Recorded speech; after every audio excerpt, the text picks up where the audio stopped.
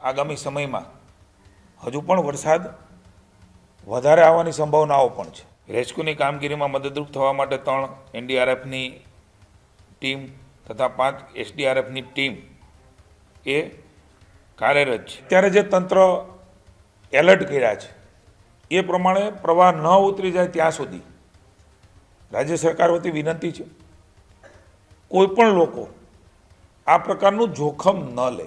સામાન્ય જનતા, સામાજિક સંસ્થાઓ, આ બધા જ લોકોએ મુશ્કેલીમાં જે લોકો છે એમના માટે તમામ પ્રકારની મદદ માટે એ ખુલ્લા મને આગળ આવ્યા છે, એને પણ હું સરાહના કરું છું। અને જે સૂચનાઓ મળતી રહે એ સૂચના પ્રમાણે આપણે સૌ એની અમલવારી પણ કરીએ અને એ પ્રકારે કામ પણ કરીએ અને આપણી જાતને પણ બચાવીએ એવી હું સૌને વિનંતી કરું છું।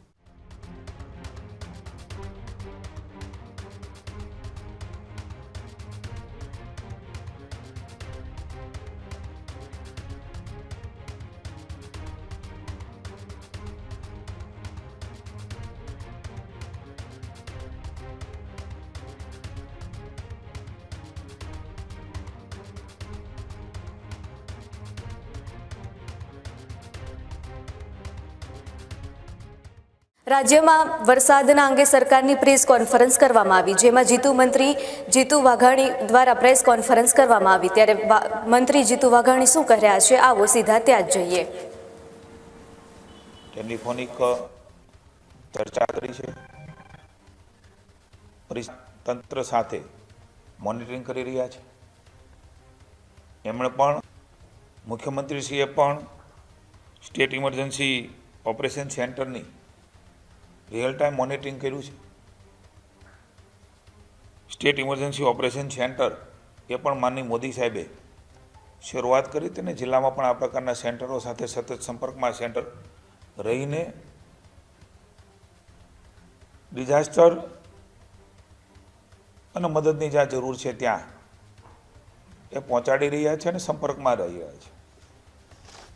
રિલીફ કમિશનરના ઇન્ચાર્જ ગૌરંગભાઈ મકવાણા, જીએસડીએમએના સીઈઓ ભાઈ શ્રી ધવલભાઈ અને એસીએસ પોતે જયંતિ રવિ મેડમ પણ આ સેન્ટર ઉપર અત્યારે પણ છે, સતત કલેક્ટરો સાથે સંપર્કમાં છે। રાજ્યમાં પણ વરસાદી સ્થિતિ છે ને આગામી સમયમાં હજુ પણ વરસાદ વધારે આવવાની સંભાવનાઓ પણ છે। તમામ કલેક્ટરોને ડિઝાસ્ટર માટે સમગ્ર તંત્ર માનનીય મુખ્યમંત્રીના માર્ગદર્શન નીચે સાબદું કર્યું છે। એ પણ ભારેથી અતિભારે વરસાદ છે કે ત્યાં માનનીય મુખ્યમંત્રીની સૂચનાથી પહોંચી ગયા છે। હાલ નવસારીમાં છે। સ્થાનિક મંત્રી નરેશભાઈ, વલસાડના સ્થાનિક મંત્રી અને નાણામંત્રી કનુભાઈ, ધારાસભ્ય, સંસદ સભ્યશ્રીઓ, ભારતીય જનતા પાર્ટીના સૌ કાર્યકર્તાઓ, એનજીઓ, તમામ લોકો સંવેદનાથી લોકોની મદદમાં જોડાણા છે। ખાસ કરીને આ સ્થિતિની અંદર અત્યારે તાત્કાલિક જે જરૂરિયાત છે એ બચાવના રાહતની છે। રેસ્ક્યુની કામગીરીમાં મદદરૂપ થવા માટે 3 એનડીઆરએફની ટીમ તથા 5 એસડીઆરએફની ટીમ એ કાર્યરત છે। લગભગ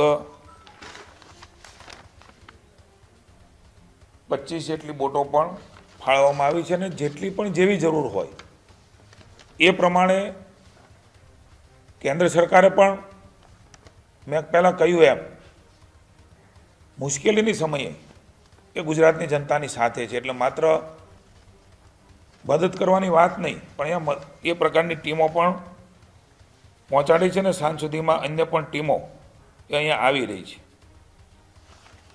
ખાસ કરીને એક તાપીમાં તણાઈ જવાથી માનવ મૃત્યુ થયું છે। રાજ્યની સરકાર સંવેદના વ્યક્ત કરે છે, દુઃખ વ્યક્ત કરે છે। સાથે સાથે વરસાદ હજી પણ શરૂ છે ત્યારે કોઝવે, નદી, નાળા, આ પ્રકારના જે પાણીનો પ્રવાહ છે એ પ્રવાહમાં ભૂતકાળમાં ઓછો હોય ત્યારે આપણે પ્રવાહ પસાર કરીને જઈ શકતા હોય એવા બનાવો બનતા હોય છે. પણ અત્યારે જે તંત્ર એલર્ટ કર્યા છે એ પ્રમાણે પ્રવાહ ન ઉતરી જાય ત્યાં સુધી રાજ્ય સરકાર વતી વિનંતી છે, કોઈ પણ લોકો આ પ્રકારનું જોખમ ન લે. અંદાજ કરીને જોખમ લેવાથી જાનહાનિને સર્જાવાની ને મુશ્કેલી થવાની સંભાવનાઓ રહેલી છે. આપના માધ્યમથી સમગ્ર રાજ્યની જનતાને માનનીય મુખ્યમંત્રી ભૂપેન્દ્રભાઈ વતી વિનંતીને અપીલ કરું છું. તંત્રની સમયે સમયની સૂચનાઓ ગૌરાંગભાઈ હમણાં આપણી વચ્ચે વાત કરવાના છે, એના નંબરો પણ આપ્યા છે, નંબરો પણ કાર્યરત છે. તંત્રથી જ્યાં જેટલું શક્ય છે એ પહોંચવાનો પ્રયાસો કર્યા છે. આ વાતાવરણમાં હેલિકોપ્ટર સંભવ નથી તો બોટો દ્વારા લોકો સુધી પહોંચવાનો સંભવતઃ પ્રયાસ કર્યો છે અને એમાં સફળતા પણ મળી છે. હું જે વિસ્તારમાં અતિભારે વરસાદ થયો છે એ જનતાનો પણ આભાર માનું છું કે એને પણ ખૂબ કોઓપરેટિવ અને સહાય કરી છે.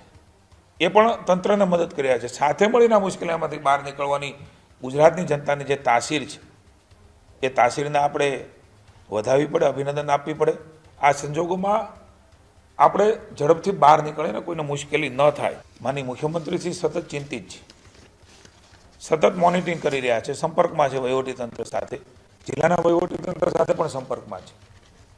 જે કાંઈ કરવું ઘટે એ રાજ્ય અને કેન્દ્રની સરકાર એ કરી રહી છે ને કરવા માટે તૈયાર પણ છે. એટલે કોઈ પણ જાતની અફવા, અપ્રચાર એમાં લોકોને નહીં આવવા વિનંતી છે. ત્યાંનું તંત્ર, ત્યાંના તંત્રના નંબરો, સ્થાનિક પ્રતિનિધિઓ, સામાન્ય જનતા, સામાજિક સંસ્થાઓ, આ બધા જ લોકોએ મુશ્કેલીમાં જે લોકો છે એમના માટે તમામ પ્રકારની મદદ માટે એ ખુલ્લા મને આગળ આવ્યા છે. એને પણ હું સરાહના કરું છું. અને પુનઃ એકવાર હજુ પણ વરસાદ આવવાની સંભાવનાઓ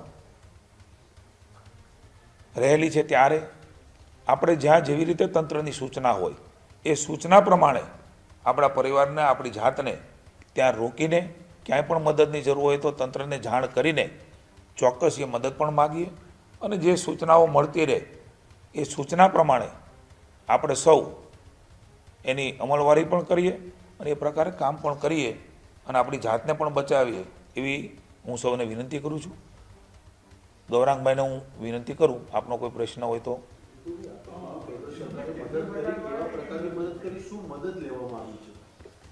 હાલ તો મેં કહ્યું એમ કે બોટો હોય, એનડીઆરએફની ટીમ હોય, મિલિટરીની જરૂર પડે તો એની પણ કેન્દ્ર દ્વારા મોકલવાની તૈયારી છે. એ કદાચ પહોંચશે પણ ખરી. જેવી સ્થિતિ છે અત્યારે તો હાલ બચાવ અને રાહતનું કામ એ પ્રાયોરિટીમાં છે. આપ પણ જાણો છો, આપનો પણ અમે સહકાર માગીએ છીએ. જે પ્રકારની સ્થિતિ છે એ સ્થિતિમાં લોકોના જાનને જોખમ ન થાય એની પ્રાયોરિટી રાજ્ય સરકારની છે. અને એવા વખતે જ્યાંથી જે સંભવતઃ એ કેન્દ્ર સરકાર પાસે જે ટીમો છે એ પણ પહોંચી છે, સાંજ સુધીમાં નવી પણ ડિપ્લોય થવાની છે, અહીંથી પણ ટીમો પહોંચી છે, બોટો પણ આવી રહી છે, સ્થાનિક કક્ષાએ પણ લોકો પોતપોતાની રીતે ગૌરાંગભાઈ માહિતી આપે સ્થળાંતર પણ કર્યું છે. હાલમાં રાજ્ય સરકારની પ્રાયોરિટી એ રાહત અને બચાવની પ્રાયોરિટી છે. અને એમાં મેં કહ્યું એમ આ પ્રકારની મદદ એ તાત્કાલિક જે જરૂરિયાત છે એ જરૂરિયાતો રાજ્ય સરકાર ને કેન્દ્ર સરકાર આ સ્વરૂપે કરી રહી છે.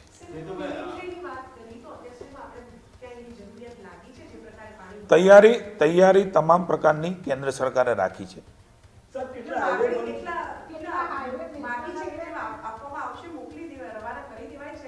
ગૌરાંગભાઈ એ માહિતી આપને આપશે બધી.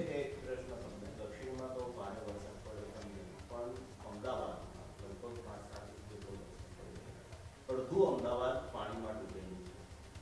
લોકો અને વિપક્ષે કહી રહ્યા છે કે કોર્પોરેશન કે કામગીરી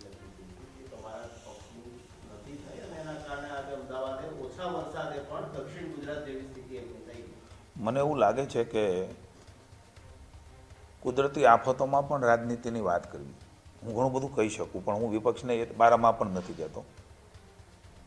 આવા વખતે લોકોની માનસિકતા એ સારી રહે અને એમાંથી બહાર નીકળે. આ પ્રાયોરિટી રાજ્ય સરકારની છે અને અમારી જવાબદારી પણ છે. અમારા કાર્યકર્તાઓ કામમાં પણ છે. હું અમદાવાદની જ વાત હું આપને અમદાવાદની જ વાત કરી રહ્યો છું.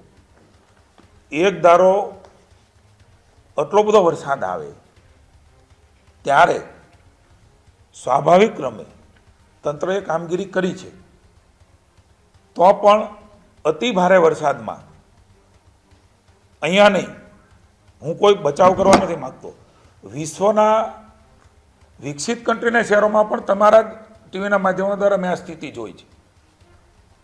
તમામ પ્રકારની વ્યવસ્થાઓ કરો કે એ પાણીનો નિકાલ થવો અસંભવ હોય છે. આપણે ભગવાનને પ્રાર્થના કરીએ કે આ પ્રકારનો વરસાદની ચોક્કસ જરૂર છે, પણ એક ધારો વરસાદ આવે ત્યારે મુશ્કેલી એ